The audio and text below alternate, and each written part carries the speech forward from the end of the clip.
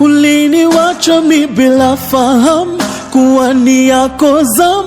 Angalau ungeniambia eti unakam, nitulize hamu wangu wa dhati. Hey, tamaa zangu zimenikwamia mikononi, labda huu ni mwisho wa dunia. Safiri salama, msalimu Maulana, tutaonana baadaye. Safiri salama, msalimu Maulana, tutaonana baadaye.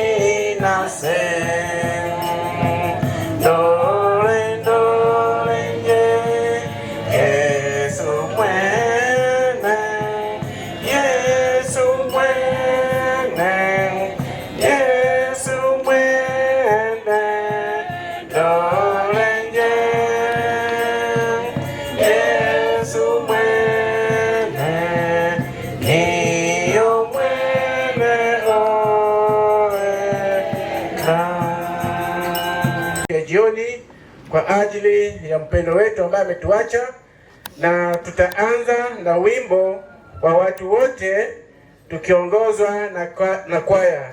Ukiweza kusimama tafadhali simame, lakini kama ni mdhaifu wa mwili basi unaweza kukaa. Kwaya itupe wimbo ya watu wote. Baada ya hapo tutapata maombi ya kufungua.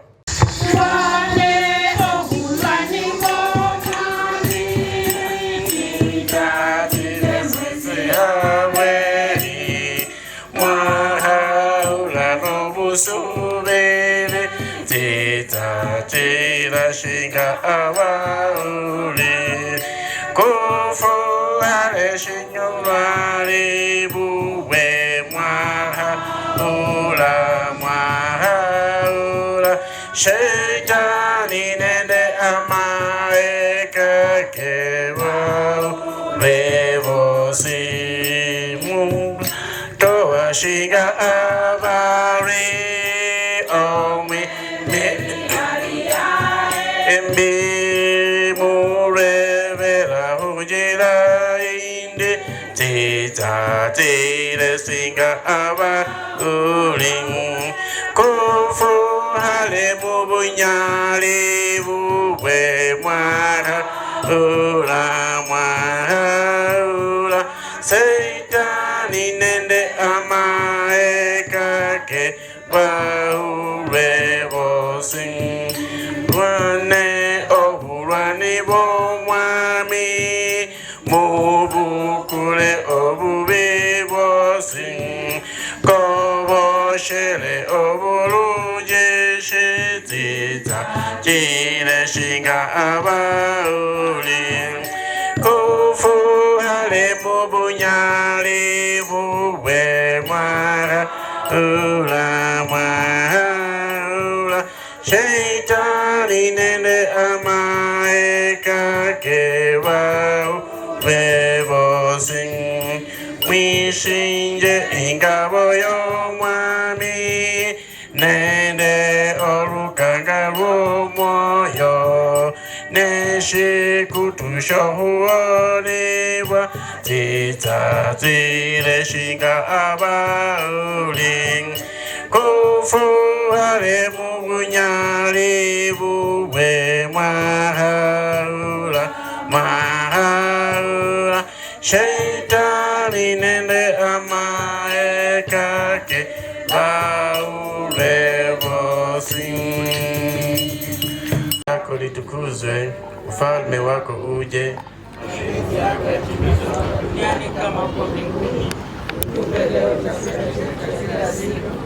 Tusamehe makosa yetu kama nasi tunavyowasamehe waliotukosea.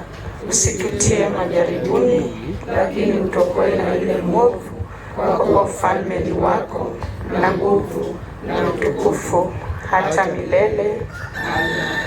Baba, katika jina la Yesu Kristo, tuko mbele zako Mungu muumba wetu. Tunashukuru maana Baba, sisi ambao umetupa neema na kibali cha kuwa hai wakati kama huu, hatuna budi kusema kwako asante. Maana ni wengi wametamani uhai tulio nao kwa siku hii. Wengine Baba wamelala usingizi wa milele kama mpendwa wetu Evangelist Chanambo. Basi Mungu, tazama tumekusanyika katika boma lake. Baba, tuko mbele zako kwa ajili ya kuanza ibada ya jioni. Tunajikabidhi kwako Kristo, ya kwamba tunapoanza ibada hii ukashuke kuchukua ushukani. Wacha Mungu wetu ukazidi kufariji familia, ukazidi kuinua wote ambao tumefika katika ukumbi huu kwa ajili ya kufariji. Basi Mungu, tunapoanza ibada hii tuwaweka wote mikononi mwako ambao wanaenda kunena ushuhuda kuhusu mpendwa. Asante hata kwa madhabahu ambayo Mungu umeyatenga kwa ajili ya huduma wako siku hii ya leo. Asante hata kwa nyimbo zote ambazo Baba zinaimbwa katika mji huu kwa ajili ya kufariji. Basi Mungu, tunakualika ukachukue nafasi ya kwanza. Uendelee pamoja nasi hata mwisho. Sifa na utukufu zote zitakurudia, maana ni zako. Naomba haya katika jina la Mungu Baba, Mungu Mwana na Mungu Roho Mtakatifu. Amen. Kwaya nenda bacheni bawili bafosi ya nambo ndabasiesi emilembe kya masika milembe kya manya nonanga tolwa silibali bitawe yatolwa kumasi mbole enjunule rabenda tsunuwe ali nondi enzunula dabwembu omukambi wa nambo nasira obulango omukambi wamanyana 67 nemyaka ekyo kyosi yenasi omukhosi iku nanse nyinzi omufosi nabulebe naba mupawa nanse nyimba mutendani mbukambi omukambi hauluhe. Kama ofisi ilikuwa inapendelea tutembee hivyo, hakika wapendwa, tumetembea. Kienda Mwicho nilitangulia, akanifuata. Nikienda Munjiti nilitangulia, akanifuata. Nikiende Mkoro nikatangulia, akanifuata. Kama ingekuwa ni mapenzi ya Mwenyezi Mungu na kama tumefanya vizuri, Nyasaye akubera chimba basi kulo kuchenda nendo kukamba. Haleluya. Ango ano emesa yanje njia ilya. Wale ambao wanapita kwa njia huwa wananiona nikiketi pale. Yeye ni rafiki wangu, akiwa na jambo mimi ukuu ananiita. Katogwabe nasisa karibu aende, mimi ndio wa mwisho kukaa na yeye na kuongea mambo fulani fulani. Mama Tufosa, sijui kama utafaa hiyo kiake, ningekuwa na kaa karibu na wewe. Haleluya. Mnasikia yale ambayo ninasema? Muombee huyu mama. Ako na jamii ambayo inatakiwa maombi sasa. Abahana benso kuteha mukiki muno. Abahana banje mkitaka huyu mama aishi umaya bengo mlulu alikuwa mkali kama bwana yake hako. Sasa bwana yake hakuna, amebaki yeye. Mumheshimu akiwa ni mdogo, mumheshimu akiwa ni mkubwa, peane heshima. Nikipata nafasi nitaongea yale ambao tulikuwa na Nambo mwaka 96. Haleluya. Ndugu Isa abafirwa basyanje ndabeko bose abekira hano okukhonya omwana wefwe wakwebulwa naye musiyese bose mulembe bose mulembe khani anyala kuba omwana enyo amwebulwa naye nora muhambira obulina narra kuhambira obulina mwakekhala naye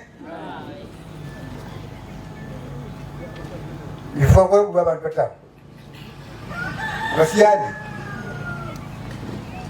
nimetaka bakhana nenda basyani bandi batsya kwala bandu te abandu 10 bomukhana mulonga yebula orula munda yiye mano ni bakhatsya ilwa bosinali kwa bandu 8 kwasikala nomukhana efa bandu 2 o ndakhabola mukhusayile khuo nenfe basikaye 2 aba uleka khuberera sikila khwamanya khurula khwiloba khatukalukha khulwisi amukhusayile khuo mulamu wanje ngoyo usikaya nela bana babe bomukhulundu mulongo yakhabola ya nasakha nimbona mbabona bakhana banje bambere obushere uyu uliyali uleka khumwomelakho imoni basinjire bulungi mushere khabonekho khanga sikila nomundu wesikhaye umukhasi alangwanga mbu esiwumbe sitende yumba yesa khubola tamanyira asi ngaibe yesa ndakhubola tsa bakhana banje ngabusyani banje bali ano kho mulekha ibyo mama nguoyu nase nindi mukanda kula omwana efe ndende kana mundende ko simbola katoto kila hivyo kwabenje pata nomulyango mwana hivyo kwa yanza nakulwa muna mama mokholesa ino urabisanya kota bali ndo bulamu bwanje nase ndali ndo bulamu bubwe nindwala nyumbira musipitali analwala natinisomulinda. Kwa hivyo kesi kaise nyine nakakole bwe kembola bana balekhere nenda bana banji bandebula nenda bana babwe kwa yebula bamba bantu babezindu sirala makulombe society yefwe yebendala anamba chiye nakwamba basiani beba mukulundu baba apa wanje bayabire seme babiri ne waambani abana balokurula ila okhola musukulu bikhalange sikhalo sirala abakazi babana aba nenda babana beseme nenda bana besukulu kwikhalanga alala khwitila ano ndiye malilombo ano khakuwelamu.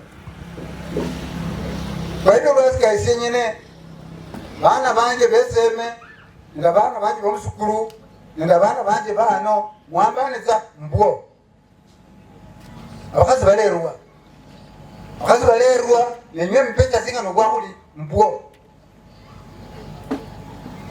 manyasa akhonye sala lwevo lubecha lala murerete mwifo kujabela kusyakari wapukane tayi mbaranga ube milimo chibechawe chilifirwe chasina muloloba kuwambana mba khandi noti nyasa akhonye kanolwa namba chiye aina kuwambane mbwo mwama mkazi akasikaye nanoma kumkamba murembe khandi mulamwanyi uno yali yanyanza nechilenge musukulu yandere wasukali nasakole imbu khatiye akene mulembe nasema wawuja awefule yamehe omulembe naye limbo nasamuli ira bananganga jeprisi abwebwa nakampiyese mulembe bose mwami yachomile mulembe batetigefwe yali yanamu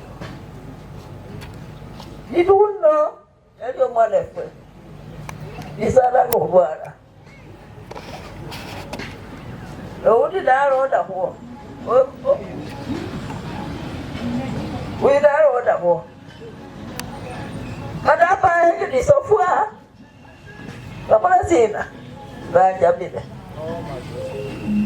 mwana nyasayekwo omwana fwe wanira kati yalembaise omwana fwe wanyaza aliyakokolelaga maita kulemo chijaho mukatisa naseye embo muloko mwana fwe yakola kakira ningira mekalo iye hade mino kwajeri katisa kanyamala mwana nyasayekwo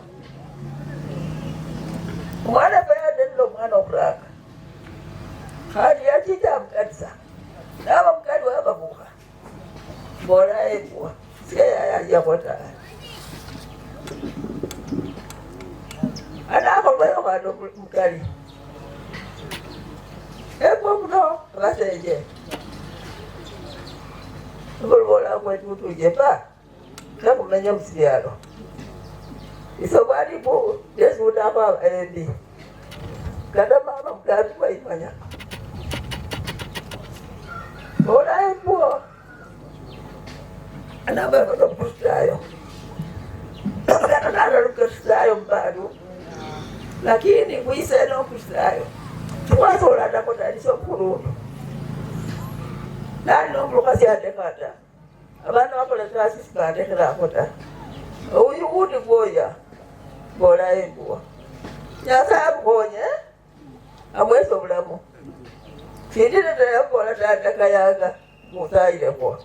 Lira wananga Florida. Musode isako tudo. Atiyese bosi mlembe kandi. Kisaskinde nisingira mundi yabona mataika rula husalake. Dona hokusida indi fulani. Nyumba ande neiye. Nekadi ande kele singia motari kululia ati abada mu nyumba. Ndakona musala kwijambi. Defula kumigulyo busindu abantu bomwami indoro bulajiro omulalu omugambi yayinyo mukaso mwana uwe mukoloba ko indora beja ndali bana ngeti nende taya ndelisuka Dekona musala imwo. Yesu kanna busiye ni kola bale. Ano sindu ko kwa jinde ni menga. Bana ba uchimani la batinyu. Kata kasara korona ya kabutukuka hakomunduka karambi. Ebindi bya mona bingo sanga. Wakabire omukambi uno batacha kwenya kweya maingo. Omukambi ni wada yebwa ndilikanisa kuja naingo nende mama uno. Nende alisi Joni. Uganda uliya mangana ko mukambi. Nindo nalibana ngeti licha ya nende taya ni kole bintu bino bijimbwena. Naingo efwe nubyo mukambi ya olle. Usaile abeko balekere ndikitala liliye libemwa mulembe. Matala kame nyomusangusa ndi nikabulamo. Amatiko monga kandi karulilemo. Yasamka. Hamjambo tena? Na Bwana Yesu asifiwe. Majina yangu Trufena Moja. Bwana Yesu ni Mwokozi. Na nimesimama hapa kwa ajili ya huyu mzee, huyu mkambi Anambo. Alinitoa mbali, niko karibu. Ndio ni sababu nimesimama hapa. Yeye ndiye aliniweka pale penye niko sahihi. Kama sio yeye, singeingia vizuri. Na watu wa kanisa, na washukuru, nasema kwao ni asante. Nampa huwa aende nayo. Kwa maana kazi yenye alinifanyia Mungu aliona. Kwa hivyo nimesimama hapa kusema asante kwake na asante kwa mama. Kesho sitaongea, nitakuwa na kazi. Mama anataka kuambia hivi, kaza mwendo. Wanasema wewe ni mkali. Hata mimi ni mkali. Usipokuwa mkali tena, kama umepaki peke yako, au utaweza. Bishop wangu alikuwa anasema unafukuza watu waende hivi hivi. Alafu wakisaka kidogo, hiyo fimbo yako nayo inafanya hivi. Wanarudi. Kwa hivyo utasimama kwa hii boma, mama tena baba. Hii wacha nikwambie, utakuwa tu utakuwa tena utakuwa kuangalia. Libaya unakataa, jizuri unaingiza. Bwana Yesu asifiwe.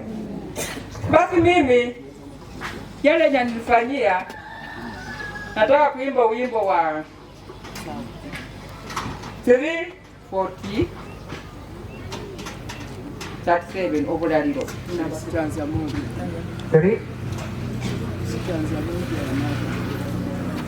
Nakanyambalo mubanje no sebulango mukambi. Omukambi wanje yakola mahuwa malayi. Obulaliro bwa Nyasaye ni 240. Sanga tuli wati. Bwa Nyasaye no bulai ohutira. Hano eholola mahuwa. Shingai akalulanga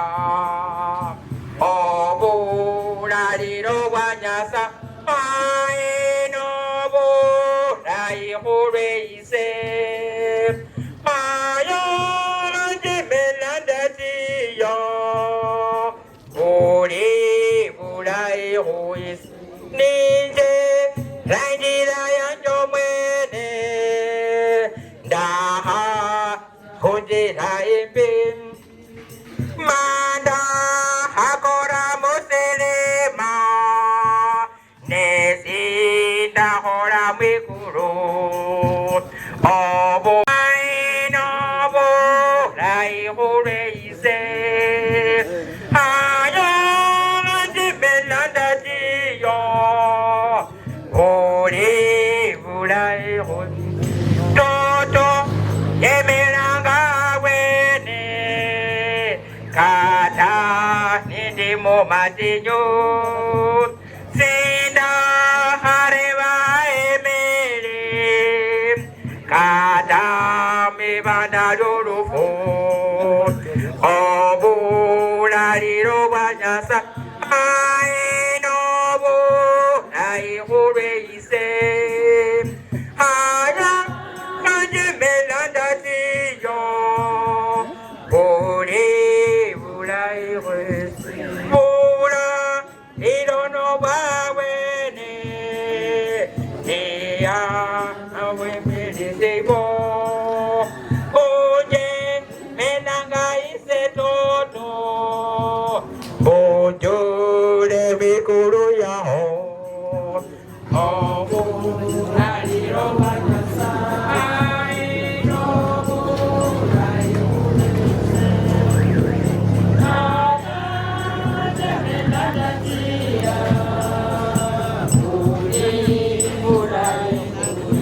Bwana Yesu asifiwe.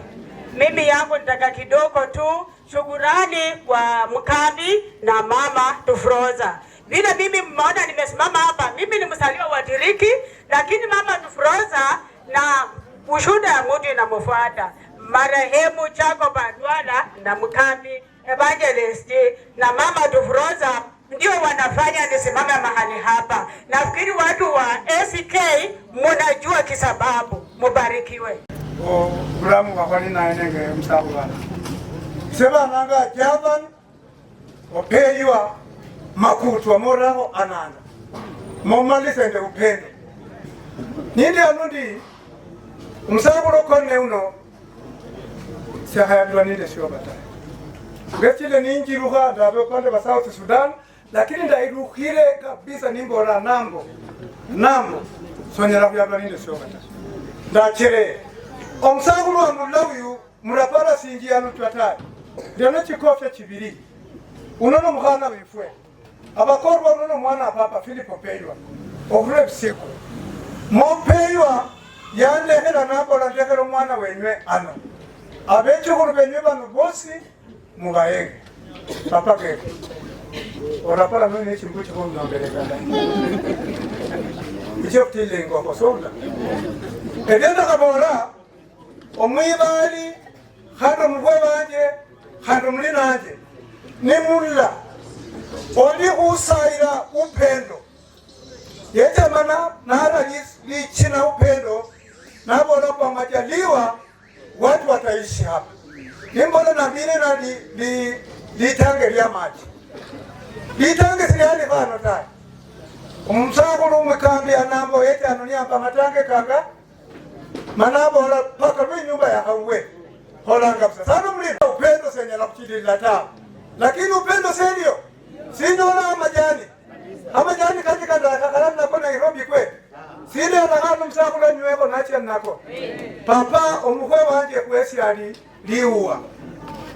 liuwa okone yao mukana efwe sachie kana efwe kwesi kulibuje isenda fwa amatuku kanga nini kumasini Mata Hospital nini kumasini Mata Hospital ndabula mechi milioni chinga kuyongerara kana nobo odwa otwale ki milioni chili kumweso nyala kunyola kwe sali nyasa kusaya mabasai muchirile okusanyasa bana babona ngara achire bwene iyo he nyasa nasiri wakachia nyasa na yanjire hochemba narangi umsahuru sina kumulende pole pole basi mboranga umsahuru chaneli wali yake simbara mkamba na nometa ndina makuwa kabiri likuwa niyo kuranga jichire kwa umsahuru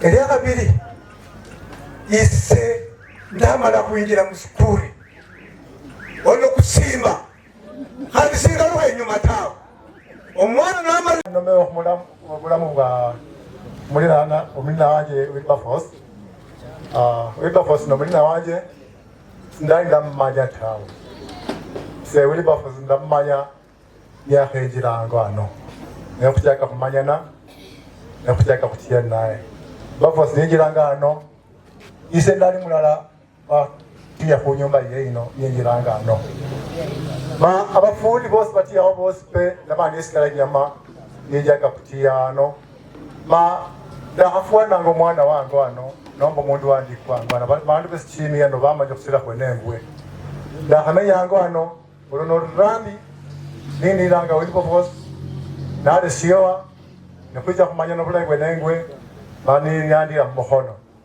omukana musiekwe uno narulano nacha kusungusa lijiko sioa amayo kusungusa lijiko batulanga ano nacha kusungusa lijiko sioa ne ambona obura ole hangango ano bakora na chelle nande hangango ano mulidango ano kunjira indaye nengwe na chella anyola bana babe bali munjira indaye neske yaleka andi bali chambuo ne abola hembuo bas bahamana kubambuo ulila kwene buchiri kusela kwenengwe na musike ni arebo babura watesia nimbona sile kutesia tawe omusike mana acha kukabiri mukhana wondo kule mumotetira musike mukhana musike uno ne na habilo mukhana ula ene kupukana ne Wilberforce kucha kwa mukhana ula Wilberforce ni arebo buyanjilo mukhana uyu nimbona mwene umuyanje nomla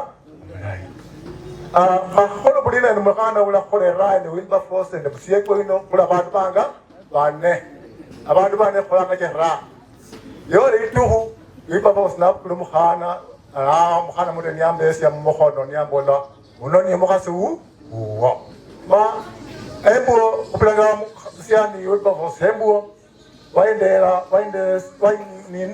wainde nyumba la menye mwendo mulembe kata kukosana nga hokana malenga mbolo bura na uliyoni kwa fulani bwicha kuleino chane nja na mbola kalimbu wena sina hoku kusibe murweta hawe makwame nyendo mulembe hembuo omukambi Wilberforce no chia josi yesi hogongo mulina uwo josi yesi okene mulina uwo kende diniwa changa ango ano mana akule nawe maembuo yasaye amulinde amukowende mulembe kwa asante hembo sana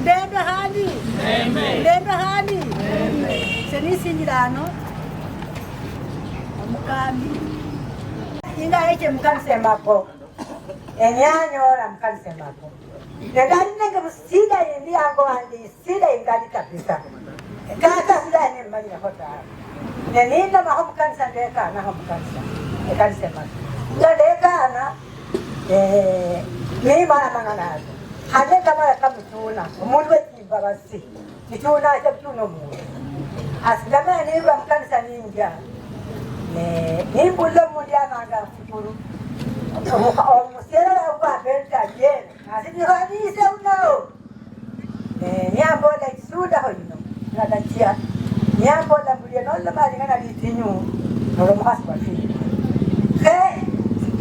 yamane ni mbona nyambola ya hana kulomena yamani yaje ingo kulomana yamani andi ya tinyo ngeposa tuposa no mwana ekwe uyo mwana pena dola no mwana ekwe bomwela asama kwa sina mshikanya na bora duto kunutika kondo ya pena duati amundu atinu ya pena budatinu omukabi unga yasa aminisie mbali basi siembo mchungaji Wilberforce Nambo olwadali ninyoyo musacha ninyo kuteha dachiaka okunyakana nimba omusacha uyu yenya kundeka sikira abula onyala kuambania kachira kukole naye harusi tayi Bwana asifiwe. Lakini ninga omukulundu Wilberforce Nambo nende mama nende mchungaji mulongo bamala bechango wanje barebo fwana mbwena nikaba harusi yanje elimo milima na mabonde sibaye ngati mpie jita babukula harusi singe yabwe bamala kukola harusi nikachira nindabya inyumba yanje olo mukulundu olwachichanga embo mnonono kukasindai mukulundu uyu yandinyanga kutinyani afwesi yambola mama oralile kare obulwayi bubo olwalile kusayira nasikati kola kanaze kusayira Bwana asifiwe.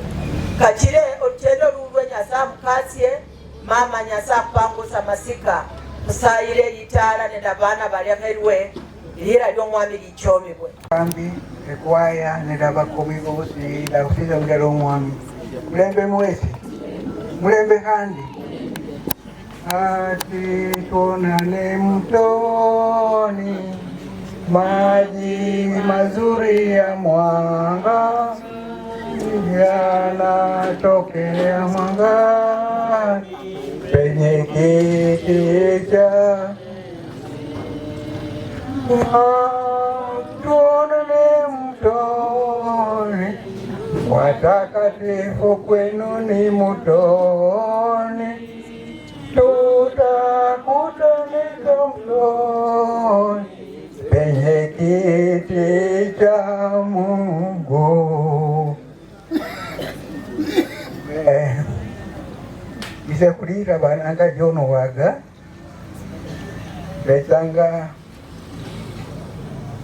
member of Council of Elders Ebuchimi branch mo okone tilolo uno ni chairman wanji maho usie chairman wakubeta mkutano amara yaongose mkutano munjira indai ya utaratibu abemila bengi tubangairi mpota ye mwesa huliwa ukaziliyo lingana lindi okumanyana nende omukambi kwesi kuwalaba abasangi ba St. Mark ninga kwali Nairobi wakananga Jumapili kwali munyala kwamanya kilio na date William Manga Jacob Andwara Daniel Oyoko and Harrison Wele buli liwi Jumapili wakananga wakana uno Jumapili laonda wakana nomo ne kulo make ingoino kumaendelea ukili kanisa ne wakutinya sana yaro mkambi marehemu Rafael Omolo yesange bwene ira ma akuibalde tinga kunyala kuchenda ma omala kuba balina batinyu ma marehemu nende mama mukana musiekwe mama Turufosa banjenda huo kwekesya na mangana nalebe makuchenda makuola ingo ino obiko bura busiriyo wabe busiriyo ma wakira kata bana bango ano bambukula chasika kukawa bwe na pamoja wavwe ni banduzi bambukula paka banjiji hango profesa niligomo alika ametolika atia ngawaje mukulundu uchiye nebekole bibye ekirinde nderi asandeni nechiro kuelesya kambi ulinde program kutirira mbona kuvululi kukambi chichira manyira abantu nibezule ya mukamba bokuloma innoma kokata isaino inyasaye aya okuliro bulayi mukambi lesa ino ne munyola ya eserene ndo mukambi Moses nokuchako kumenya mukanisa lya St. Mark bichiro kukabukana munungo yalibulawo ne mukumenya yuko yokushindiza okubola historia zokubola kuoma kuwa kabiri akumkambi yamala yakholera ko bulayi akadala kakholere kulwanje tawe awanje ndamenya yaombwe bijalwo inyuma Edis na kwa kanisa nafanya kazi huko kwa kazi ya kanisa tukwakole kasi no mukambi munungo kurezanga uchakanga foundation kwali kuli ngono mukambi Wilberforce nashiri Kisumu kutie bukolo kutia nendo mkambi Wilberforce kholayo milimo kutia kucherera alafu kutirira kuberwanyiyo enzirira konemba mundabala parish ebutine umkambi alikuwa ananibeba sometimes niole rapori na tia shurulo nomba yalinalilya nasenzirira kachira nendi yako emyaka echiera chira nakakayiro likendo emukupire mboryo muno. Yakabiri nilipata accident. Robert yako hapa. Yes. Kanyola accident mulukhoro ano ne kwabli kwa kabeza nende Robert ne kupira Robert esimu ne mbola ndakanyola accident. Robert le yakhaba mukambi na munyola ndenyola nendi maseno munjira ya luwangu sana nikachira neshiro mulamu ohula isaino awundi ndakafirira bweni yawo ne umire uwoko wa embo mno kumulimo kwene kulya lituhu lyanjeka Geoffrey aligonjeka nenjinga neira musibitale Rabuori abakhonyo kuchinga nikuyirayo labolayo balola ufire nasininda la ufire nibambole njinge ngalusie ingoyeni lakini nasomoyo kwanje kuloba ndakupira mukambe simu yesa Rabuorira niyakhonyo kushira sendakorwa Kisumu lakini yakhonyo kuchinga okuyira Kisumu mulwale yashukulikira musibitali mulyo khumanya chinga nenjendamo khandi niyo mwene owachesinja ibichesinja balwale musibitali paka dula mchitanda kali akanilaza tukalaza mgonjwa alafu akarudi huko nyumbani. Kwa bahati mbaya mgonjwa akafariki, lakini mkambe alikuwa amenisaidia vya kutosha. Amefika Kisumu, badala ingerudisha hapa nyumbani akufie kwa boma watu wanicheke na familia yote. Bwana Yesu asifiwe. Mgonjwa akikufia hospitali unaona ya kwamba umefanya kitu kizuri, kwa hivyo nampea ua. Na pia ni mengi alikuja akanisaidia wakiwa na mama na familia yote, kwa hiyo matanga mpaka nikasika mzee. Kwa hivyo si nikasahau kumwambia asante, na siwezi nikasahau kuwa pamoja na familia ya Wilberforce. Mengine yenye ilituhusisha na Wilberforce niliongea kanisani jana, siwezi kurudia. Kwa hivyo mama Tufosa, najua Mungu atakutia nguvu, sio mambo yetu.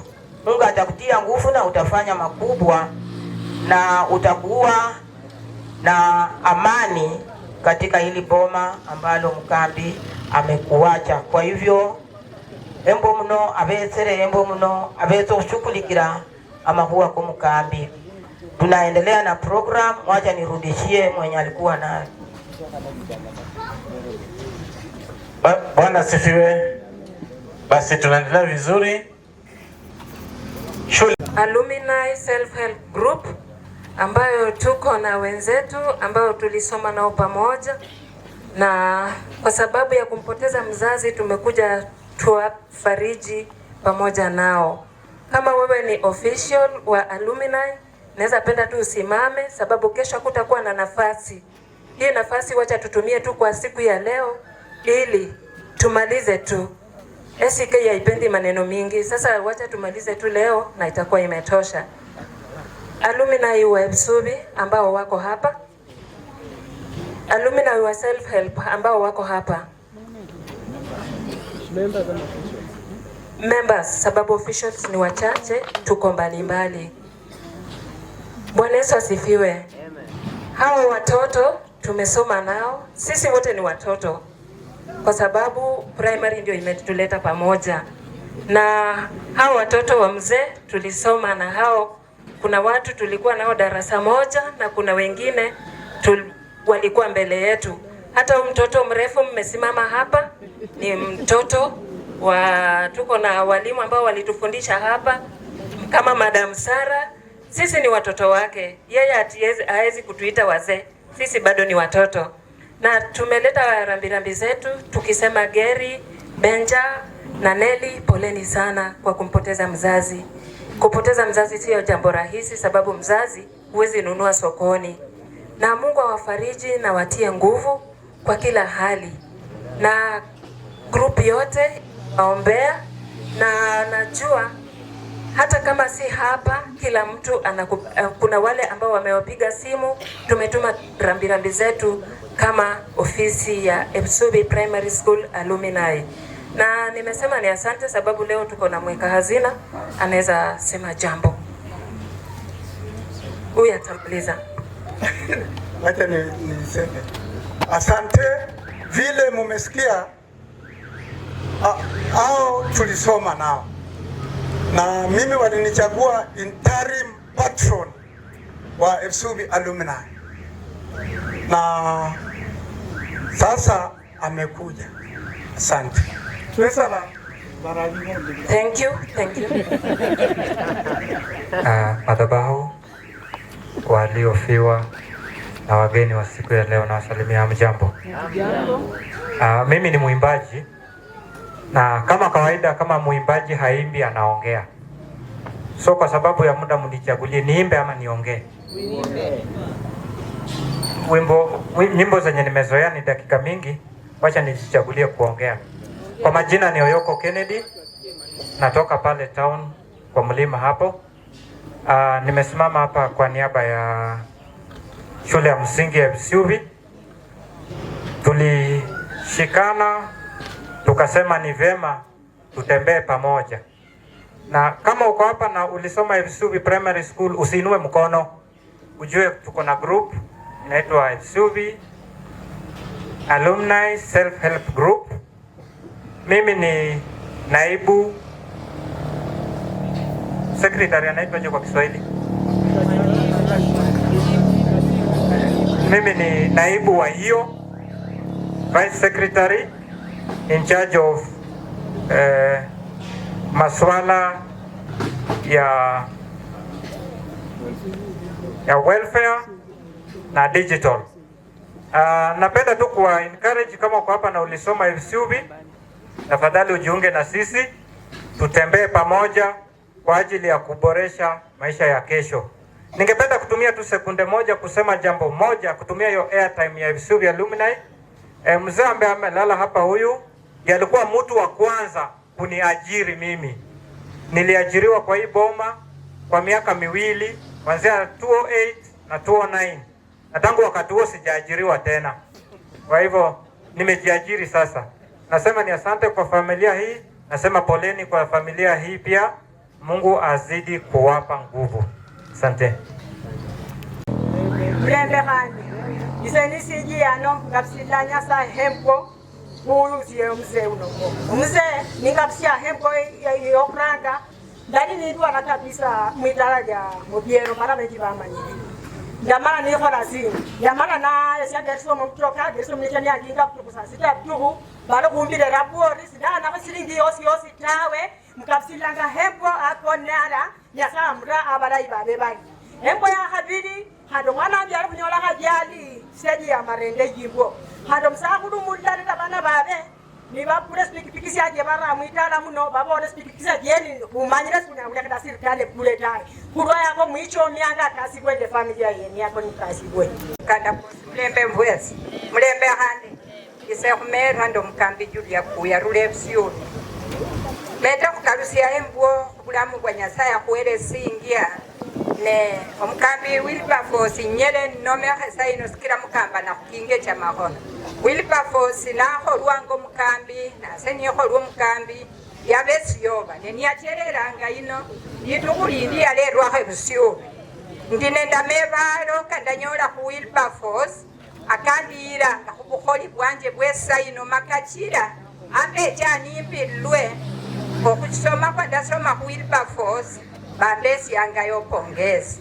Wilberforce achie no mulembe handi Wilberforce ati yango pande bwibi yangu wefweira ekiripoti nikiri mu area yefwe amalaya ndere Wilberforce niyanyola ninga dailwe kukamba makanisa keira omwena singisi yomutoka niyambola injira kobe hoala olwanye njira nga niye kulo mulyango kune mukaya mboda indebe isere yanjeta indebe yeri nende mweneyo ne kula mkongo nenjihalawo kachire Wilberforce kasi ya holenge obulayi bwa bantu bamuyanjiyengemo omukambo rabukula example indayo kuye awundi zali malira bulayi taye Wilberforce mwitala muno efamily ye isehola obukhala bwe sabuni hola obukhala bwe chinyanya pesa ya hii familia huwa inaniinua. Bwana asifiwe. Acheno mulembe akulehero kundi mera ni Julio Kwaro kuruda nambo bali jarani waji na nibarulange muja nibeja mitala muno ukana balese omukuda kuno anjala ni abarangiro kuinjira byombo byabo ni abaranga okura. Bwana Yesu asifiwe.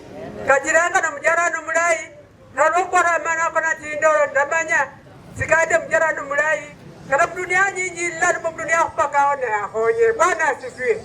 Kajirana asia ajene ndo mulembe sikia bege jarani wanje omulai nyimbo la mama tufosa sana usende msireje sie fosa kwa tena kwa lakini uchinde sina manyeko bila majiho nodi na sina harusi hiyo ya mwaru bola na ninde. Bwana asifiwe. Umwama mukana bwali bwefwe abafiri ibyo nindimo sesane mulira lyo mwami mulembe bose mulembe tyo mwami ise bolenya sae hembo ubulamu boya hambe leso hole saino ise tulebusubi ikuluira lakini malambe katanendo mwana muluwae anyalabo muluwae kata msana ne abduhu nebaya yafira abantu banene mitoka esimu sonyolo omundu tayabola chamteji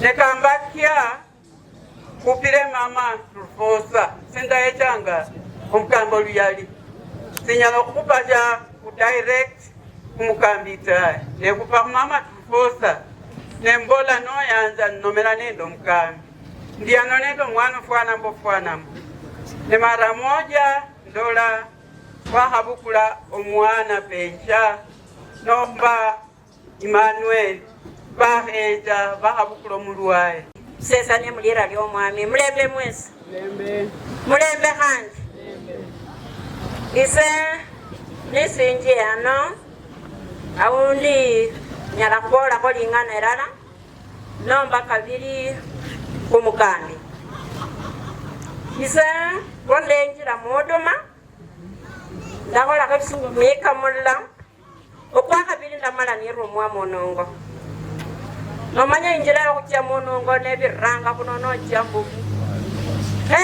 matuko kosa kandali mononge mika chine bakubecha kurula mombu na kunyolo mama nende papa beka yale mesa indebe chao nende chindebe kandi kuinjire habwene yao omukambi akubodile ko kabiri kata ate chaya manywenge ko neba neskayo kandi kunywele abwene yao mbo ningo mode ko monongo kwa uwa ndamalle ni sondwe mako Nahalwana bulai nabe omuli olusimbi lwanje luli mwiguluyo mukibuku ky'omwami ndahawulo musuku ndahakinye mu mirimo kya Yesu obuyanzi n'ibendera yefwe butenanga hunjira ijenubu katotoka wizinja owami bweshirima ndabatinye mu mirimo kya Yesu ndabalwana bulayi ndababe omuli olusimbi lwanje luli mwigulu yo mukibuku ky'omwami ndabawulo musuku nagatinye mu mirimo ya Yesu sinde chonya sindire kombulwana mutingufu chomwami ndahepire nagakamba kake yepira uise nagatinya mu mirimo ya Yesu nagagalwana bulayi ndagabeyo muli olusimbi lwanje luli mwiguluyo mutingukuto mwami ndagaulo musuku ndagatinye mu mirimo ya Yesu ndagalwana bulayi ndagabeyo muli olusimbi lwanje luli mwiguluyo mutingukuto mwami ndagaulo musuku Asante. Edase simanyire ya kwamba nomba kandi ukhanda sina utiye. Enisire kubola liyosi nange secretary wa kama abole holingana. Ano mlebe mwezi. Abandi bose kandi mlebe mwezi. Akatoto kene omuchendi uli mkambi Wilberforce ni mwanakama shupavu. Kuchenda nabukasu akholanga bana kama bakholanga kachire pole Nyasaye amwelekeze vema peponi. Amina. Nagabe chini befwe bwinde kokama wahondi project manager ndaki di country okulonga maendeleo yakabiri emuli Wilberforce no mwana wewe nange pension ngo mama tuposo mali olwa kulundi yakone chindolo omuntu naye nomanya kakwingi sikali mbuwa omusyano wabwe yayikire muno nisabe wakabiri Wilberforce nakone chindolo pastor ngombe niecha yanakairi manasindaka yabole mu nyumba yuno abantu bakucheka abantu bakulakaya abantu bakuchaya yajolle kuwo lakini nakumbona aumako omundu olina omwoyo okuyomba Wilberforce eschimi ino onyakunyola abantu babukilesa 11 bakamba nambo bakole sina bononi mukambirira lakini baada ya matuku katano onyola baro mkono mumberi mutoka kwa nambo sane chimba kasi nenyumba kono chimba kasonde kifana ichio emanye singa bantu bamenya umama mulinde jirani wanje sendi cha mkongo yambu manimo memba wanje mulayi sana wakachenda naye mukama amatuka marambi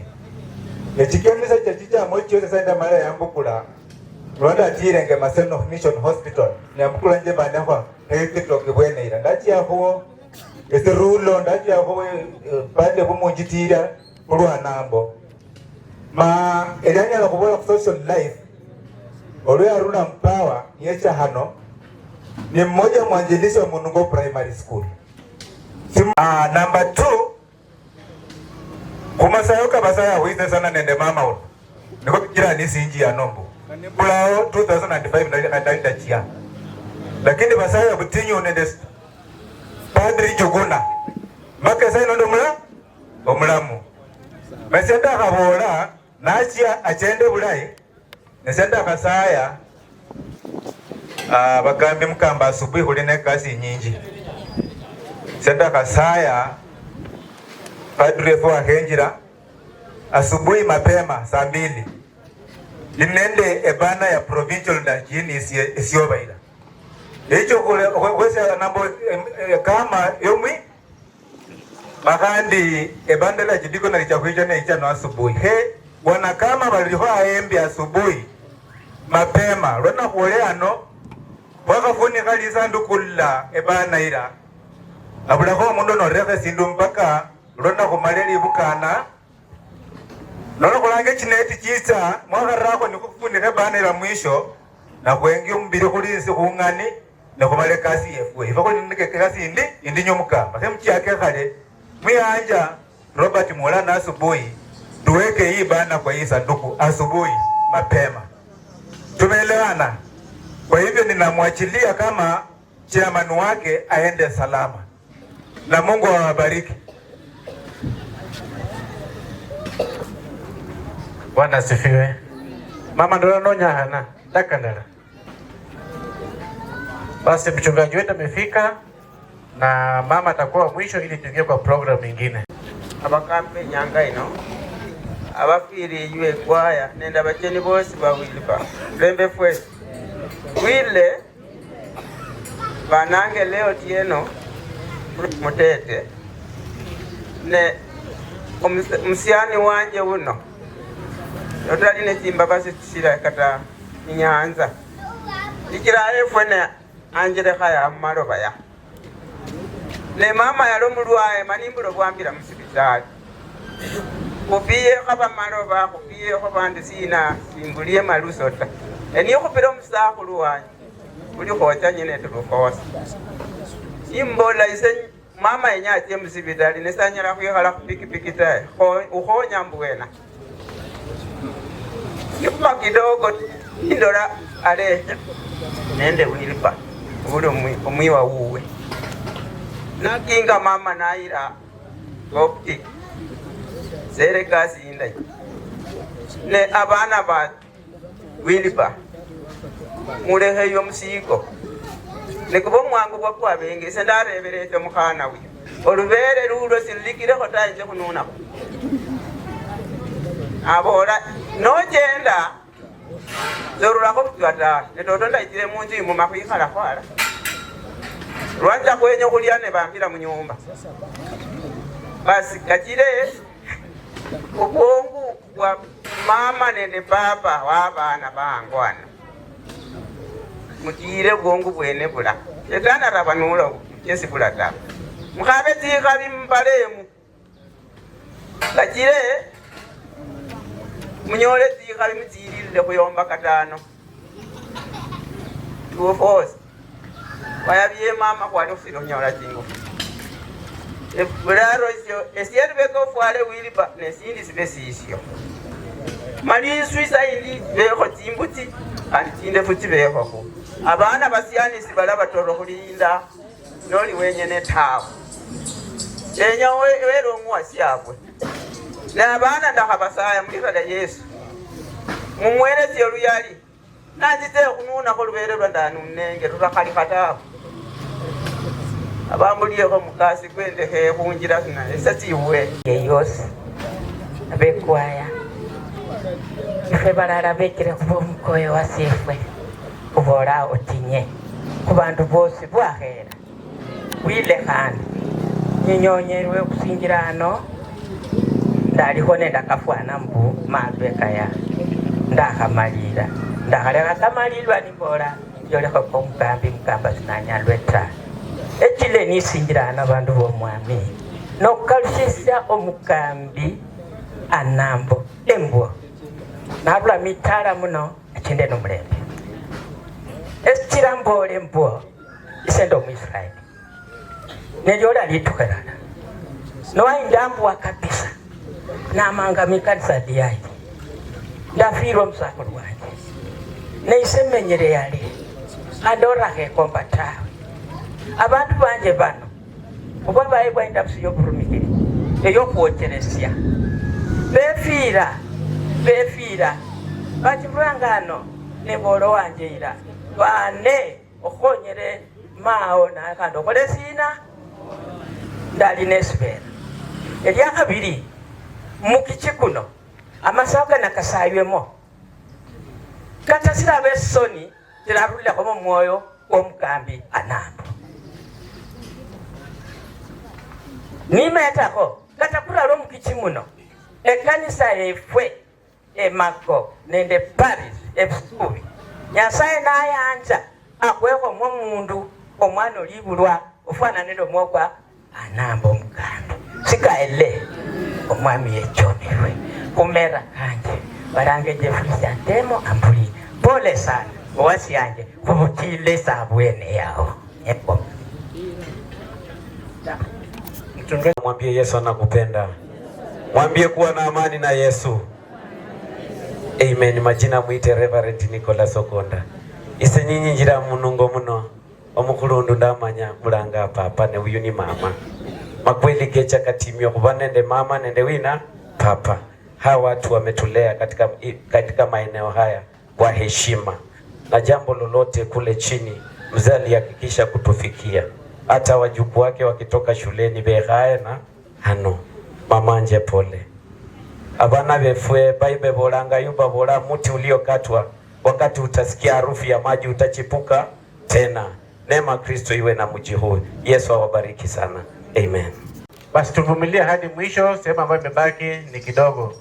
Kwa wakati huu tamkaribisha mchungaji wetu mdogo aje ashike ushukani ili aweze kuendelea. Nimeona nimkimbilie kwako Bwana, nipate msaada wako Bwana. Nimesongwa na majaribu njia zote, nishike mkono uniongoze. Nimeona nimkimbilie kwako Bwana, nipate msaada wako Bwana. Nimesongwa na majaribu njia zote, nishike mkono uniongoze. Safari imezidi kuwa ngumu kwangu, wewe ndiwe tumaini langu. Usinifiche uso wako niitapo, yu tayari kuniokoa. Bwana, nakuhitaji.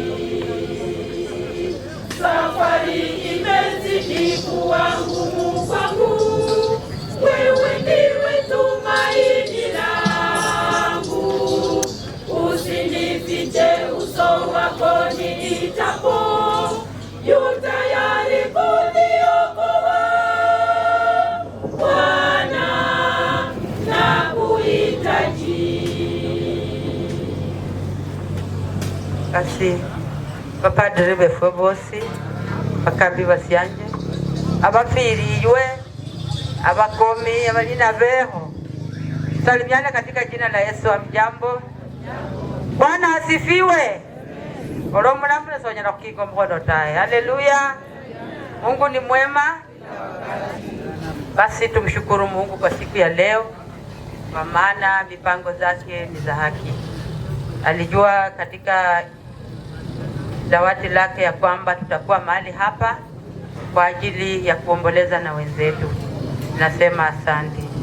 Nikisimama mahali hapa kwa majina Evangelist Rachel Njeka katika kanisa letu la St. Mark, ambapo Mkambi amekuwa akishiriki. Kwa hivyo mimi ni mmoja wa wale ambao pia wanahitaji maombi.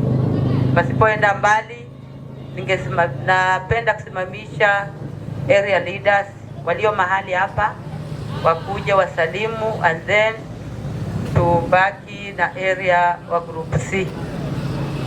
No manyino liho ano mwemeli we area, tafadhali simama. Kama chair hayuko, tuko na vice, tuko na secretary. Tafadhali muokoe wakati. Oh, wamesalimia. Area group C. Hanjunu ndio cha kidogo. Majile mchonye, lakini baba anasema kwa nini sijasema kitu.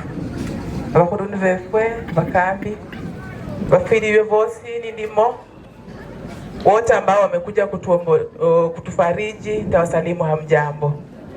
Bwana Yesu asifiwe. Mimi namshukuru Mungu kwa nafasi hii ambaye ametuandalia. Si kwa mapenzi yetu bali ni kwa mapenzi yake Mwenyezi Mungu tukae kama jinsi ambavyo tumekaa hivi, na ni baba mwenye ametengeneza hii safari tuwe kama vile tuko hivi. Nyumbani huyu ni baba. Kikanisa mimi ni spiritual leader kwa group C, mimi ndo mkambi wake. Nyumbani ananipenda zaidi. Kikanisa alinipenda zaidi. Wakati ambapo niliwekwa kuwa mhubiri alinisalamia zaidi. Akasema, mtoto wangu umepewa kazi na hii kazi ni ngumu, lakini uvumilie na upende kanisa, kazi ya kanisa, jinsi ambavyo nimependa hivi, na tena upende kazi ya nyumbani. Nishukuru kwa nafasi hii kwa sababu baba amegonjeka zaidi. Tulikuwa tunaona jinsi ambavyo alikuwa. Wacha akapumzike salama. Kwa kanisa, wakati ambapo amekuja kuwa kama kwa group, alisema nimejiunga na nyinyi, yale ambayo mtafanya tutafanya pamoja naye. Asante na Mungu akazidi kuwabariki. Majina ni Leirida Rebeka Obando. Hata kwa kanisa pia pole, Mungu atutie nguvu. Kwa maana wakati alikuja alionyesha moyo wa upendo, moyo wa matumaini. Lakini naye Mungu alikuwa na mipango zake. Nimemjua hapo nyuma, lakini kikanisa ni mtamjaji ambao tumekuwa naye na nilikuwa nimemfurahia. So Mungu amepanga yake, hatuna budi kusema kwaheri. Kambi ukitembea utembee salama, waje kwa boma amani, pia uachie kanisa amani. Mungu awabariki. Asanteni. Padri Rubai Mukambi tawe ne bwandali kumanya yalo mukambi w'ekingufu okusira baddaye ndaba omukambi kukyakanga okukutanisya obayira kandi nimulora nalo omukambi w'ekingufu kuba papa wandeekya ebisuubi okukolawo curate kandi omukambi anambo yanyingisya ne baddaye obulina bwali haembi okuba omusyere w'omukambi anambo mama Trufosa n'omunyakusenje wanje Bisyekwe yananganga munju muno niyecha yambola curate wefwe mbunende mbu bekaye nende mama huyu. Kwa hivyo mimi nilimfurahia mkambi, hata akinipata kule mbali lazima nibebe ngana mbuliye omutoka kwa mkambi kwa kola kemilimo kufanola community van. Kwa hivyo tunafurahia mkambi anambo itukulile lyayo le kumulekere Nyasaye mama Trufosa kala omuhana wange omukambi anambo mama Veronica kala wandenda bulayi nindi ku Bible College Kima sindamanyako kandi kwakabukana tawe. Kwa hivyo mimi nasema poleni wote ambao mko hapa, tuzidi kuombeana. Elira lyanje nangwanga Reverend Roba Yagoi Gershom kwa neema ya Mungu mchungaji katika parokia yetu ya Nyahera.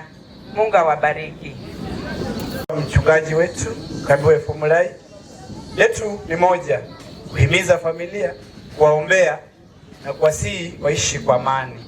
Acha marehemu roho yake ilale mahali pema. Na padri wetu mchungaji ambao wako hapa na pamoja na wote ambao watumishi wa Mungu ambao tuko hapa kwa ajili ya kuomboleza. Mjambo mama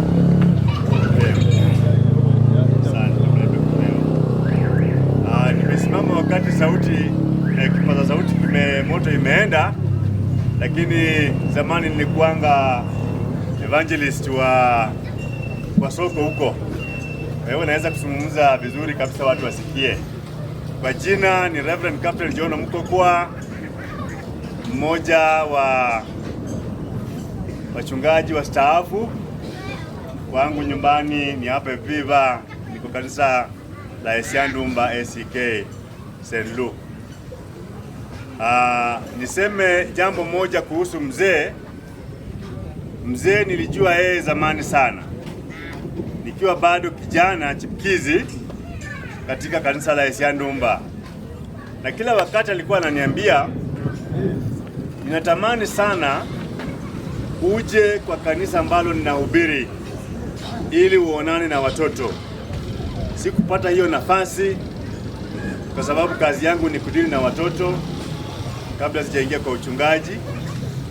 Lakini baada ya muda mfupi nilipata kufanywa mchungaji na akasema basi nimekupata, lakini bado hatukuweza kupata nafasi ya kuonana ama kukaa kufanya kazi pamoja. Alikuwa rafiki kila wakati, hata angeniona kwa soko angesimamisha gari, sababu tulikuwa marafiki sana, tulikuwa tunasaidiana kwa mambo mingi. Wakati nilikuja hapa nyuma Malova, nilikuwa mchungaji pale, Anamba aliniita hapa, na nilikuwa naenda hivi, akanipigia simu akasema, nimeona gari yako ikipita, unaenda wapi? Rudi nyuma, nataka niongee na wewe. Karudi nikapaka gari hapo, nilete gari mpaka hapa kwa duka, na tukaongea na Anamba akaniambia, fanya kazi ile ulifunzwa. Fanya kazi ile ulifunzwa. Pale umeenda, himiza hawa watu watoke chini na maadili mazuri ya Kianglikana.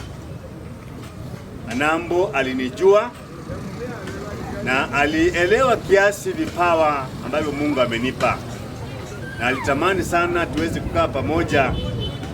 Hata nikastaafu. Wakati nilistaafu alisikitika sana, akasema, sasa nitakupata wapi? Nilikuwa na kuhitaji unisaidie. Yangu ni kusema Wilberforce Evangelist atembee salama hiyo safari hiyo mzuri. Mungu amwelekeze vema katika hiyo safari. Mama Nyasaye abe halaneo nawe. Mwembe kwa Nyasaye kuive ndo menga da basacha bala manyama amayenjina ngina nambo kalimoko. Ndo menga nabo ohawe ukose banyasa. Hapo tunaweza utaweza.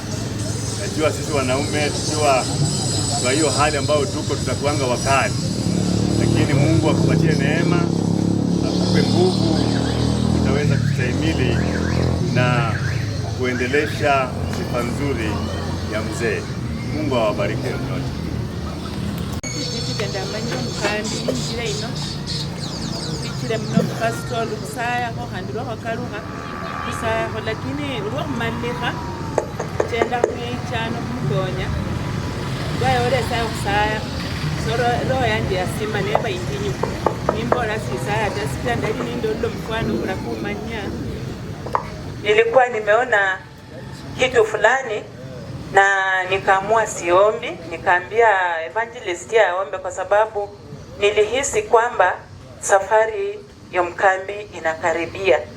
Na hata usiku ule kuamkia mkesha wa kufariki kwake, nilijipata na hisi kwamba huyo mkambi sasa akiajabu. Ilipofika 5 naambiwa mkambi ameenda. Kwa hivyo nilihisi mkambi alikuwa anajikakamua na jikaza, na baadaye alikubali kwamba wakati wowote anaweza kwenda.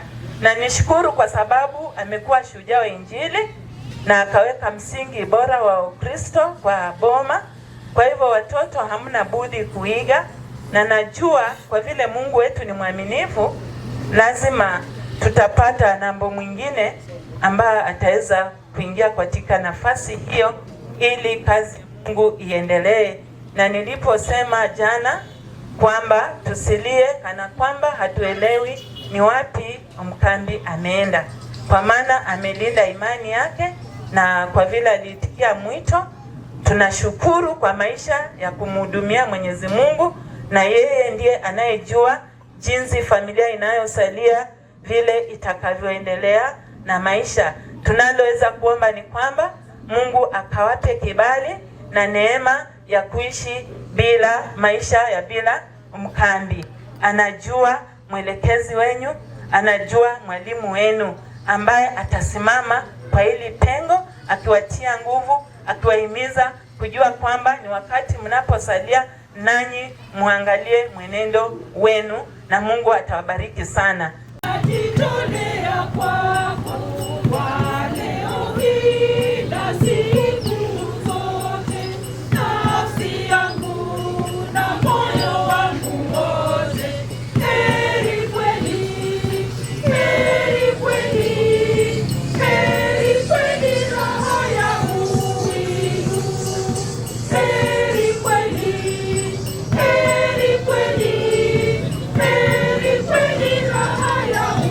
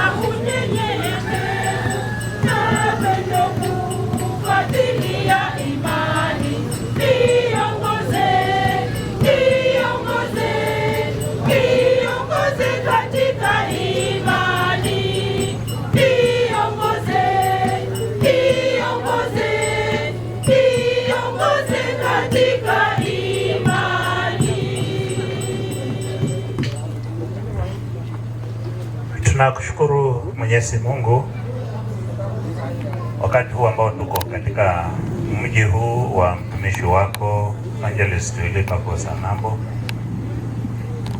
kwa ajili ya kutafakari juu ya kifo na maisha ambayo ameishi. Mungu, tunasema asante kwa sababu ya kuja kwako, umeweka hapa kanisa kusikia neno lako, na mimi ambaye nimesimama naomba kanitumikie kwa utukufu wa jina lako. Neno ni lako, kwa hivyo Bwana ukaseme na kila mmoja wetu kupitia kwa njia ya Roho yako Mtakatifu. Kwa Yesu Kristo tunaomba tukiamini.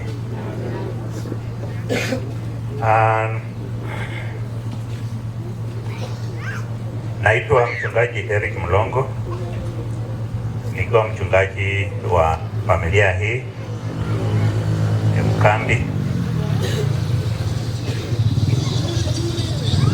Pia kusema ya kwamba sijamjua wakati niko hapa. Evangelist nilimjua 2013, nafikiri ndio tulikutana mara ya kwanza katika kanisa nikiwa mchungaji Mkolo Parish. Alikuja tufanye kazi pamoja naye, na hapo ndipo nilimjua, na tumekuwa na yeye katika parokia mingi. Kwa hivyo nilimjua kama mtu mpole, mtu ambaye alipenda kazi yake. Hata mimi sikujua alikuwa mtu wa hadhi yenye ninashuhudia, kwa sababu hakujionyesha kama mtu mwenye aliwahi kufanya kazi na Kenya Power. Mtu ukifanya kazi na Kenya Power, we ni mtu mkubwa. Kama kuna mashirika ambayo inajisimamia mpaka saa hii, kuna zamani mtu alikuwa akifanya uchumi wanamuheshimu. Ukiambia mtu nisaidie 20 bob, angekwambia nafikiri mimi nafanya uchumi. So kuna kampuni katika nchi hii, kisikia mtu anafanya kwa kampuni moja ya hizo, ni mtu ambaye alikuwa mtu mashuhuri katika jamii. Batanambo ungejua ya kwamba alishatoka ama alikuwa anafanya kazi na kampuni kubwa kama hii. Alikuwa mtu mnyenyekevu, mtu ambaye alikuwa anapenda kazi yake, alikuwa anapenda kazi ya Mungu, na alikuwa anataka ajulikane kwa utumishi huo, na hivyo ndivyo nilimjua. Wakati amekuwa mgonjwa ama wakati nilikuja huku, alikuwa pata na hudumu kule St. John's, but kwa muda mfupi alipostaafu. Siku moja katika ibada nilimtambua, nikasema akuja atusalamie, na alifurahi sana, but nilinotice alikuwa anatembea kwa shida. Kuja huko mbele akatusalamia, hatukujua anatuaga, akasema nimekuja tushirikiane tufanye kazi. Na mimi nafikiri alinipea credit kwa sababu alisema tangu ni staafu nilikuwa sijapewa nafasi nisalamie parokia hii. Kwa hiyo alifurahi sana, akasema asante kunitambua na kunipea nafasi hii. Na alikaa kwa hiyo ibada mpaka tukamaliza. Ilipokuwa ibada ya Holy Communion alipokea, na baadaye tulipomaliza na benediction ndiye aliweza kutoka. Si kama Wakristo wengine wakati anatupa sadaka yake na anaanza safari. Yeye tulimaliza na yeye ibada ndiye akatoka huko. Kumbe ilikuwa ni ibada ya kutuaka kama parish, kwa sababu ulikuwa mwezi wa 4. Kuna mambo tunajifunza kupitia kwa kifo. Wakati ambapo tunakusanyika kama hapa, nataka nikwambie, jana mhubiri alikuwa anatuambia kwamba hata wewe siku moja utakufa. Na ni kweli. Sijui wakati wewe utakuwa unakufa wataongelea kwako juu ya kitu gani.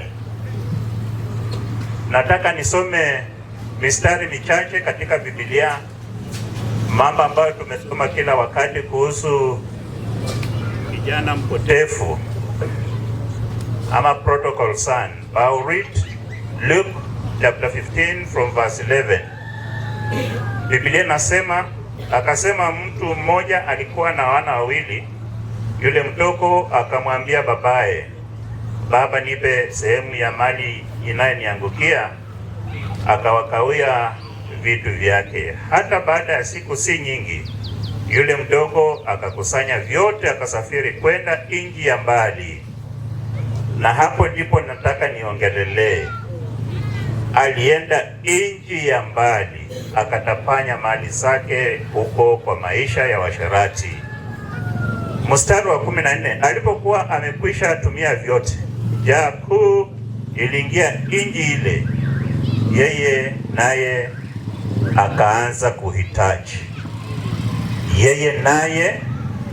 akaanza kuhitaji. Huenda wakati huu umechukua sehemu yako, uko nje ya mbali, aidha kwa kujua ama kutokujua. Lakini nje ya mbali inakuja hivi: Mungu wako ako namba ngapi? What is your priority in your life? Kwa sababu watu tumejitenga na imani, tumetoka kwa msingi, tumeachana na mambo ya kanisa, kwa sababu tunakaona kanisa ni kama ni kitu ambayo sio version. Tumeenda nchi ya mbali. Huenda unajua huko katika nchi ya mbali, ama unafikiri ya kwamba wewe uko tu vizuri. Nataka nikuambie jioni ya leo, wakati unakuja utakuwa mhitaji. Siku inakuja, hakuna vile ambavyo utamaliza kabla haujakuwa mhitaji katika maisha yako. Wakati ambapo utasema niitie mchungaji, niitie mwalimu wa kanisa, niitie mhubiri, siku hiyo inakuja kwako, mpaka utakumbuka kanisa liko wapi. Huenda sasa hauoni haja ya kusonga karibu na kanisa. Huenda hauoni haja hata ya kutafuta Mungu, kwa sababu uko vizuri, kwa sababu unaweza ukafurahia maisha jinsi yalivyo, kwa sababu hauna magonjwa katika mwili wako, uko na afya mzuri, uko na kazi, uko na pesa, ama pengine uko na shamba ama mali. Sasa unaona ya kwamba wewe hauhitaji kitu chochote. Sawasawa na huyu kijana, wakati alichukua kila kitu, aliona ya kwamba hahitaji katika nchi. Hata huyu kijana ambaye alikuwa ni watajiri akawa mhitaji, akawa katika shida, akakumbuka alikotoka, akafanya uamuzi, akasema mpaka nirudi. Na mimi jioni hii nataka niseme ya kwamba kuna wakati ambapo kila mwanadamu aliyezaliwa na mwanamke atafika mahali atakuwa mhitaji. Wakati nakuja, ni vizuri tufanye uamuzi kama tungali, tuwe na ushirika na Mungu wetu, kwa sababu kesho yetu hatuijui. Mstari wa 15 anasema kwamba siku moja Yesu Kristo alikuwa anauliza wanafunzi habari ya Yohana Mbatizaji. Alikuwa anauliza wakuu wa kanisa na wanasheria. Akauliza, mnafikiri Yohana Mbatizaji nguvu ambazo alikuwa anatumia zilikuwa zinatoka wapi? Na wote walijua, wakajua ukweli. Wakasema ya kwamba tumpeleke jibu, lakini tutamwambia namna gani? Tukisema alitoka kwa Mungu, atasema na kwa nini mnanisumbua? Tukisema tuseme hii ukweli inajulikana na watu, watasema mnasema uongo. Kwa hivyo wakasema tujui. Si ya kwamba hawakuwa wanajua.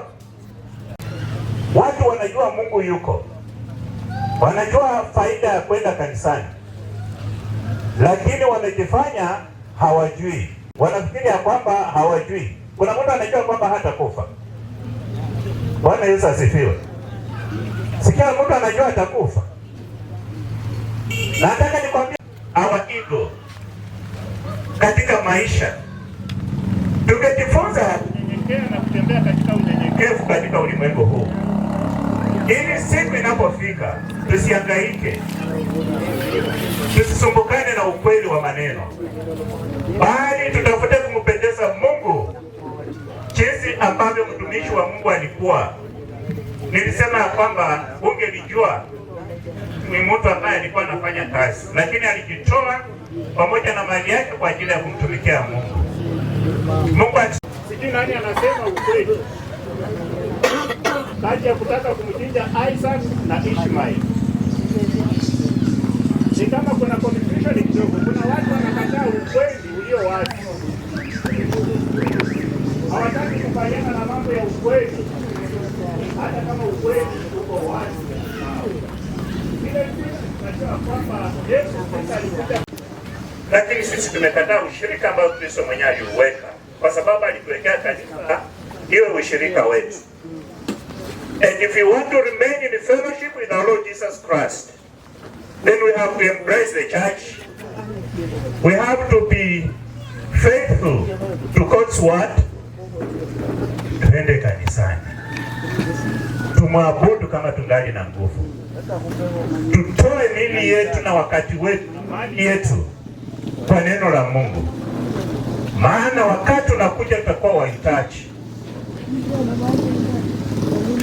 Siangaike siku hiyo inapokuja, tusifarakane na utukufu wa Mungu hiyo siku inapokuja.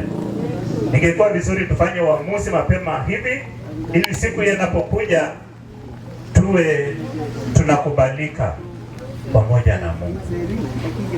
Maana Biblia inasema wakati ilifika njaa ikaingia katika nchi hiyo, huyu kijana ambaye alikuwa amechukua mali yake, yeye pia akawa mwiti. Tutoke katika vikundi ambao tutembee katika unyenyekevu,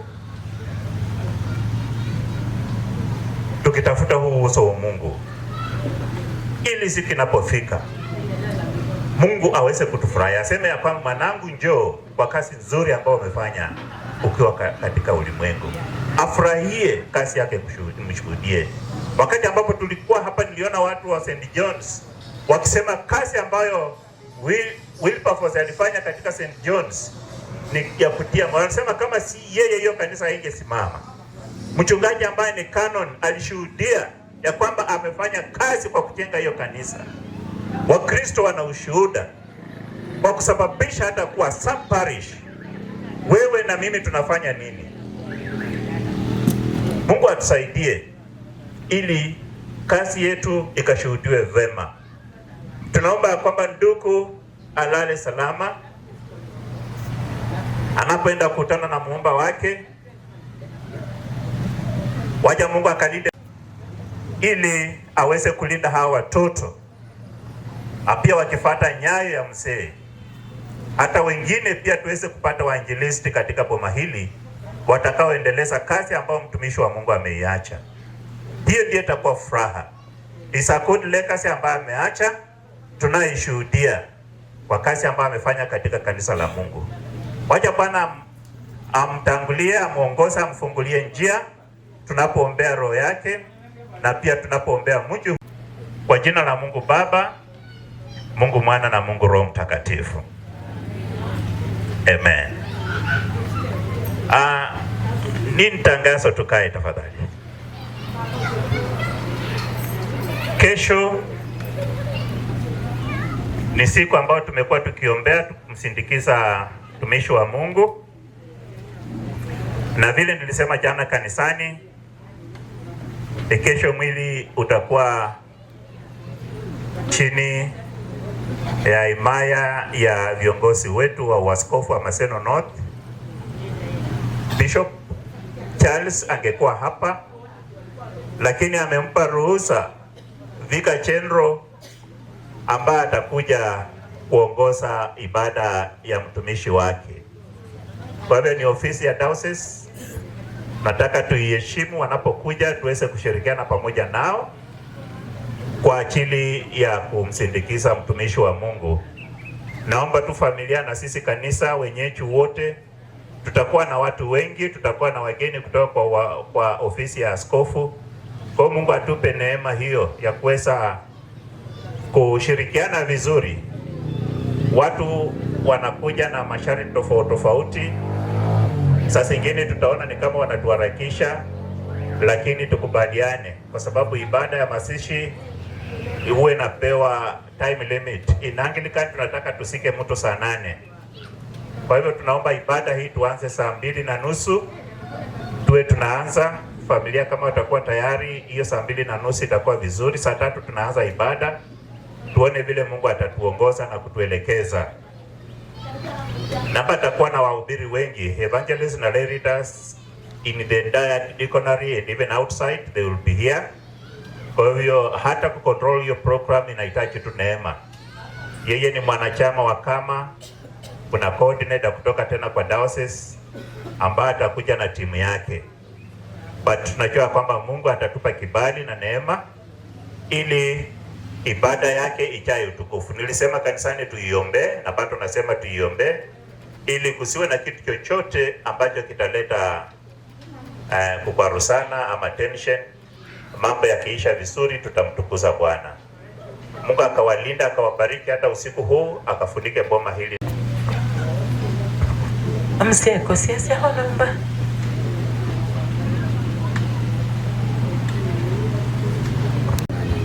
Asikuwa nimesimamisha kwanza. Wenzangu, salamia katika jina la Yesu Kristo. Hamjambo.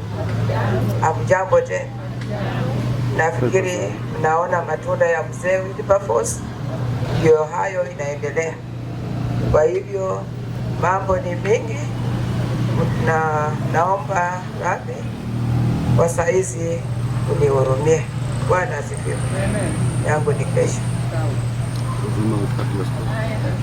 Natumai tunapoimba wimbo huu tunaomba familia itasimama kila mtu, alafu taleta mchungaji kapteni aweze kuombea familia. Nataka kuoshwa na Yesu, nataka kujazwa na Yesu, moyo wangu upone.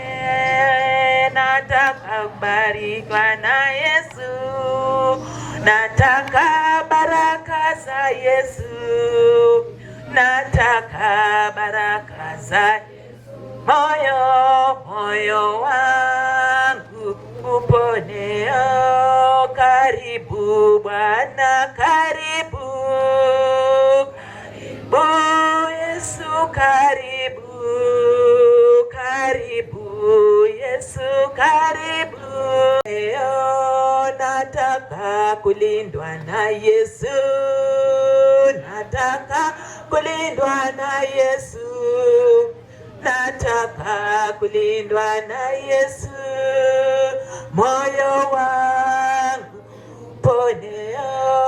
Karibu Yesu, karibu, karibu Yesu, karibu, karibu Yesu, karibu, moyo wangu pone.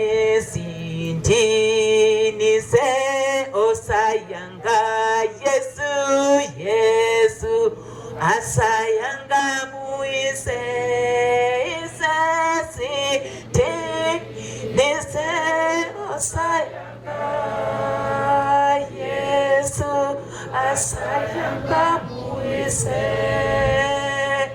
asayanga Yesu asayanga Kristo Yesu asayanga muise sinti nise asayanga Yesu asayanga muise. Mwandishi wa wimbo moja katika tena hai, hapo mtapata usaidizi ulio zaidi ya yote. Tuombe. Baba, katika jina la mwanako Yesu Kristo, tunanyenyekea chini ya miguu yako Bwana, na kukuomba tukushukuru wakati huu. Mungu, ulikusudia ya kwamba siku hii tutakuwa hapa kwa ajili ya maombolezo, tukiona na kusikia maisha ya mwenzetu Evangelist Wilber. Mungu, tumeyasikia yale aliyotenda, tumeyaona, tumesikia ile kazi ambayo umefanya kupitia kwake na tumeiona.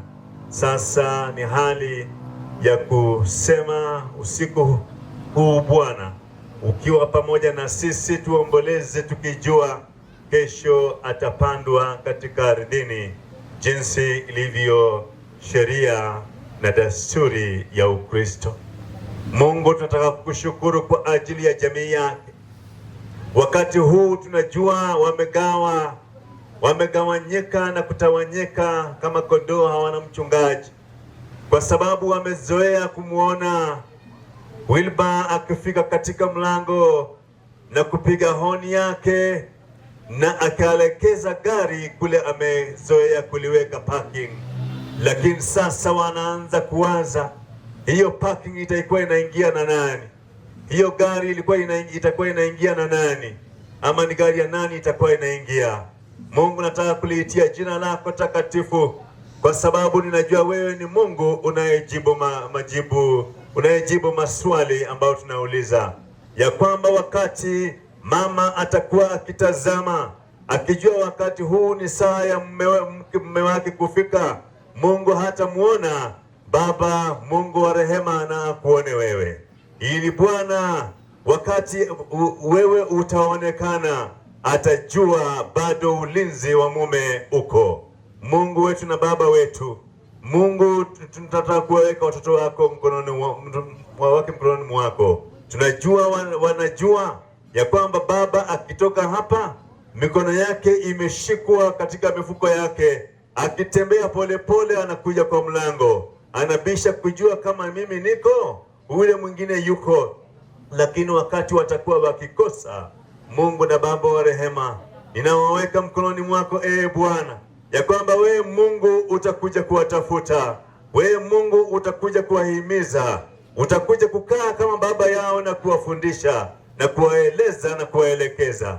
Zaidi ya yote, Mungu na Baba wetu, usiku huu tunataka kuomba ya kwamba uweze kuwalinda wote, mama pamoja na watoto, wajukuu pamoja na vitukuu, wale ambao wanahusiano na wanahusika na maisha yake. Mungu wetu, huzuni yao siku ya leo tunataka tuishika mateka, ili Bwana uweze kuchukua nafasi katika maisha yao, uweze kuwafundisha, uweze kuwakaribisha, uweze kuwachukua na kuwaweka karibu na kifua chako, ili Bwana waweze kuona ya kwamba umewalinda. Asante Bwana Mungu wa rehema, asante Kristo uishie milele. Katika kuishi kwao watatoa ushuhuda kusema kweli Wilberforce Anambo, evangelist wa ACK, alikuwa mwaminifu, alikuwa mzuri katika hii jamii.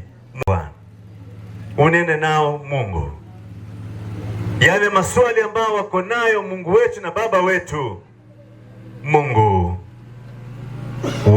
watosheleze. Tumesikia neno la kuwa mhitaji. Kwa saa hii jamii hii ni wamekuwa wahitaji, kwa sababu hawataona Anambo tena baada ya kuzikwa kesho.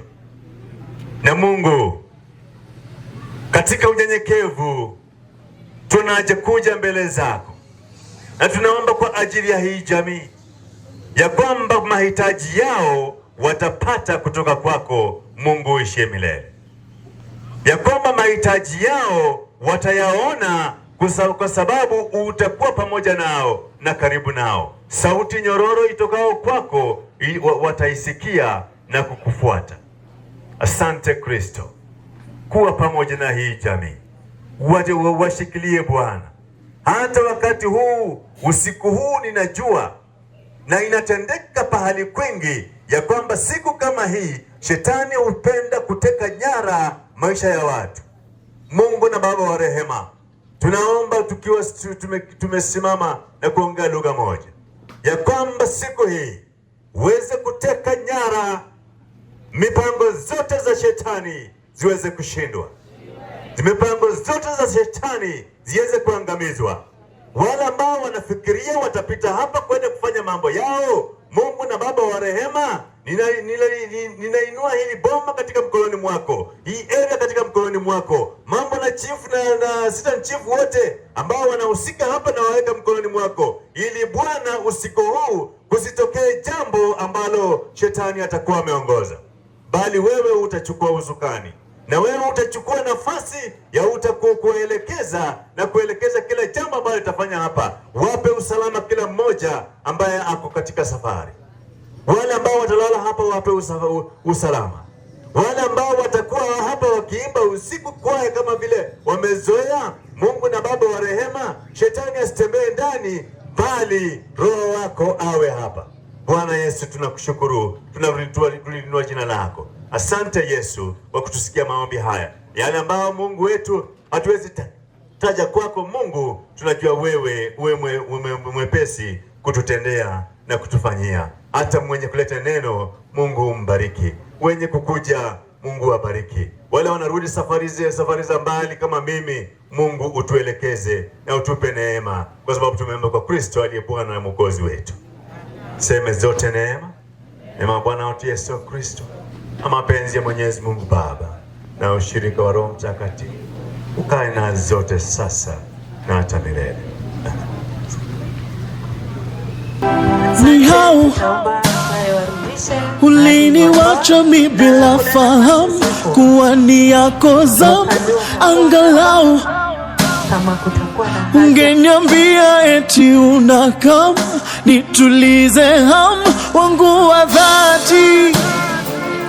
Hey, tama zangu zimenikwamia mikononi, labda huu ni mwisho wa dunia. Safiri salama